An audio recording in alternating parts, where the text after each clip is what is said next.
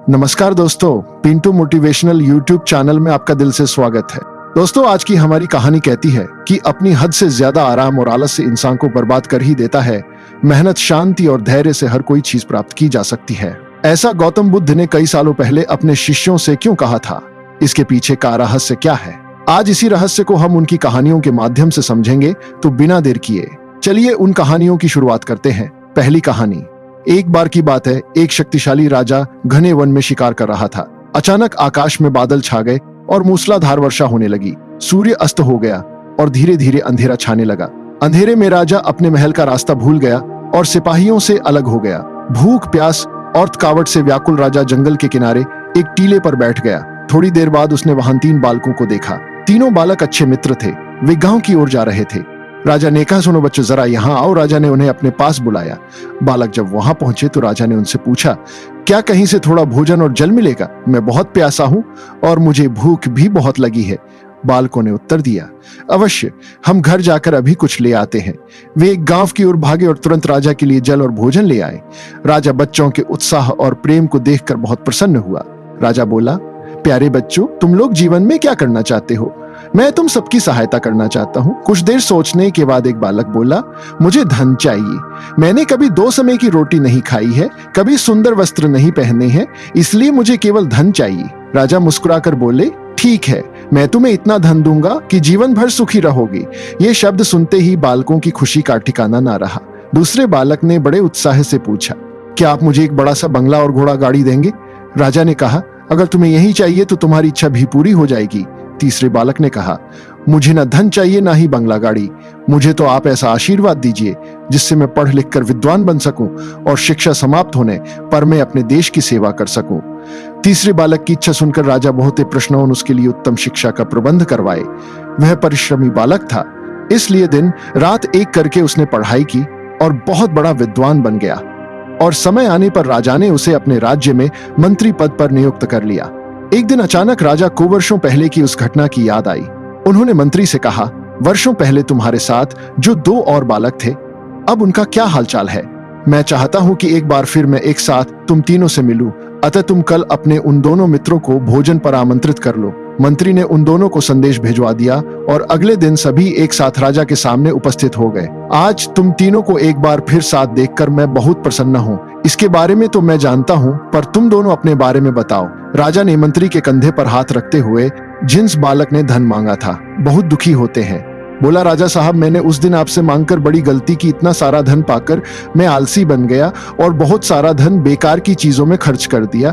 मेरा बहुत सा धन चोरी भी हो गया। 6 वर्ष में ही मैं वापस उसी स्थिति में पहुंच गया जिसमें आपने मुझे देखा था। बंगला गाड़ी मांगने वाले बालक भी अपना रोना रोने लगा। महाराज, मैं बड़े ठाठ से अपने बंगले में रह रहा था, पर वर्षों पहले आई बाढ़ में मेरा सब कुछ बर्बाद हो गया और मैं भी अपने पहले जैसी स्थिति में पहुंच गया। उनकी बातें सुनने के बाद राजा बोले, इस बात को अच्छी तरह गांठ बांध लो। धन संपदा सदा हमारे पास नहीं रहते, पर जहां जीवन भर मनुष्य के काम आता है और उसे कोई छुड़ा भी नहीं सकता। शिक्षा ही मानव को विद्वान और बड़ा आदमी बना सकती है, इसीलिए सबसे बड़ा धन विद्या ही है। तो दोस्तों, अब चलिए बढ़ते हैं हमारी दूसरी कहानी की तरफ। एक बार की बात है, महात्मा बुद्ध की सबसे प्रिय और निकटतम शिष्य आनंद कहीं जा रहे थे।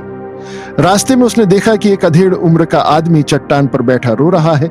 यह देखकर आनंद वहीं रुक गए और उस आदमी के पास जाकर उससे उसकी उदासी का कारण पूछा। उस आदमी ने अपने आंसू पोंछते हुए कहा, मैं पास के गांव में रहने वाला एक बदकिस्मत व्यापारी हूं। मैं जो भी काम करता हूं वह गलत हो जाता है। व्यापार की चाह में मैंने अपनी माँ और पत्नी के गहने खो दिए, अपना परिवार खो दिया और अब अपना भी घर और खेत गिरवी रख दिया है। मुझे लगता है कि मेरी किस्मत खराब है। उसकी बात सुनकर आनंद ने कहा, तुम्हें किसने कहा कि तुम्हारी किस्मत खराब है?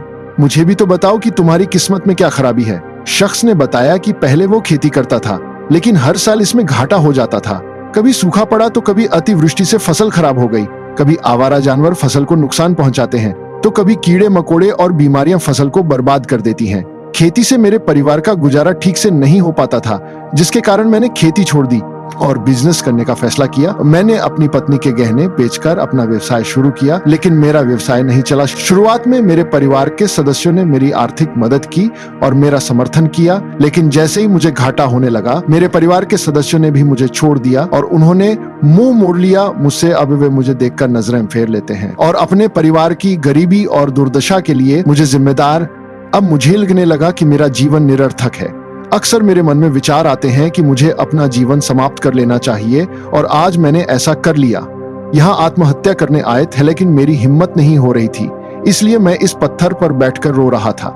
दूसरी ओर मेरा एक दोस्त है, हम दोनों ने एक साथ व्यवसाय शुरू किया, लेकिन वह आगे बढ़ गया और मैं पीछे रह गया।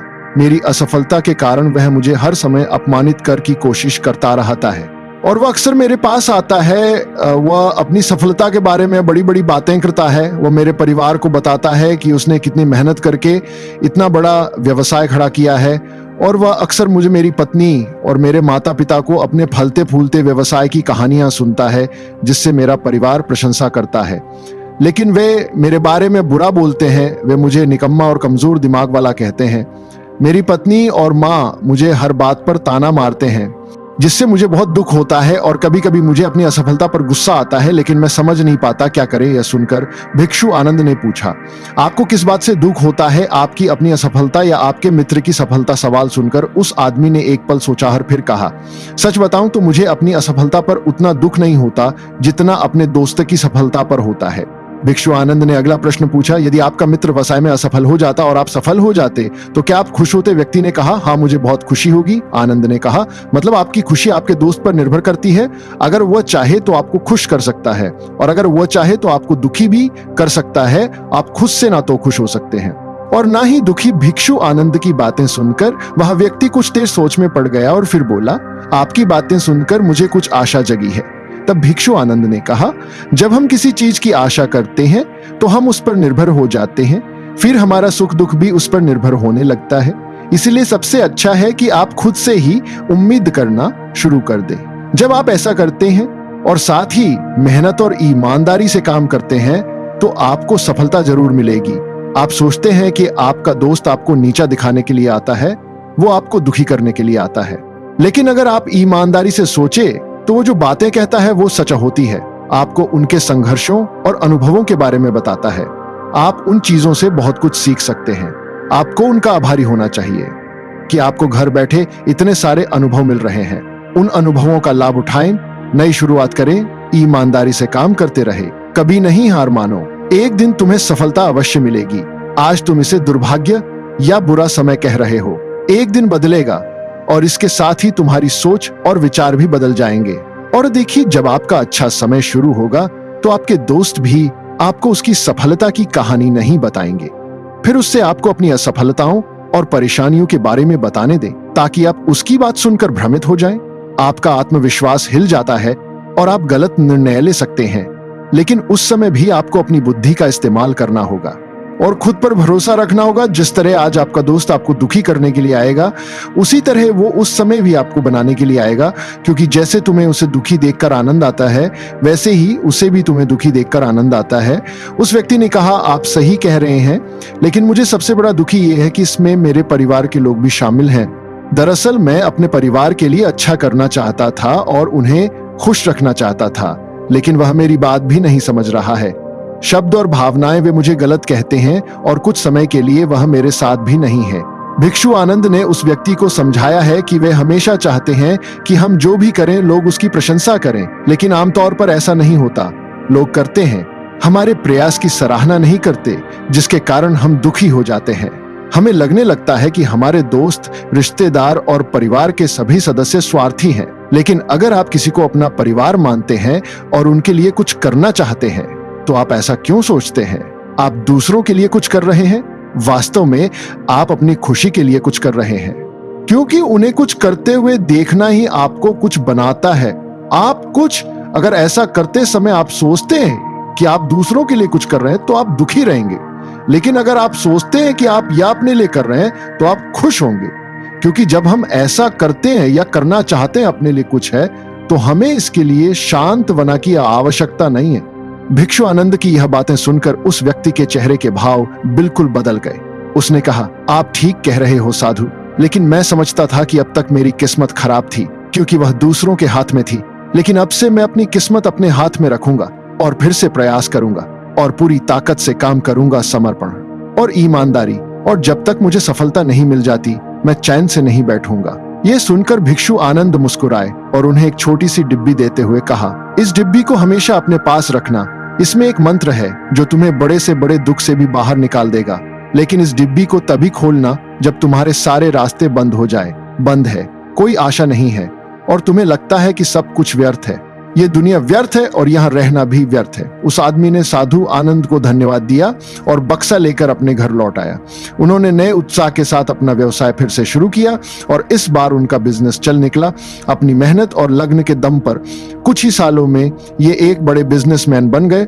उनके साथ उनके परिजन भी आए थे और उसका जीवन अत्यंत सुख शांति और समृद्धि से बीतने लगा। लेकिन वक्त और किस्मत के खेल को आज तक कोई नहीं समझ पाया है और ना ही कोई समझ पाएगा। ये हमेशा एक जैसा नहीं रहता, ये बदलता रहता है। वे भी व्यक्ति के जीवन में परिवर्तन, जो व्यक्ति जिस राज्य में रहता था उस पर पड़ोसी राज्य के राजा द्वारा आक्रमण कर दिया जाता था। उस हमले और डकैती में उस व्यक्ति का सारा पैसा भी लूट लिया गया, उनकी दुकान और घर जला दिया गया।